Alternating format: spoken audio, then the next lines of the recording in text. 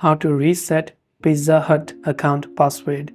If you want to reset your Pizza Hut's account password, it's very simple to do that. What we do is, first of all, we go ahead and then launch the Pizza Hut application.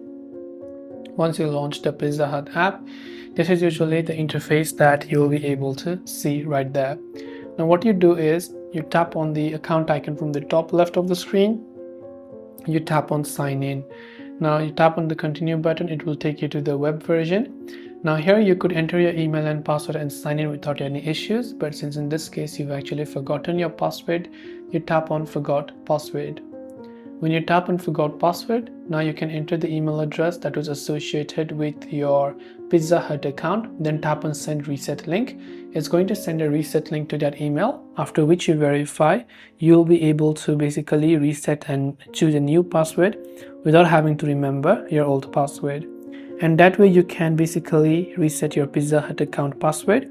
I hope the video helped you. If you have got any further questions, feel free to leave them down. Thank you for watching and see you in the next video.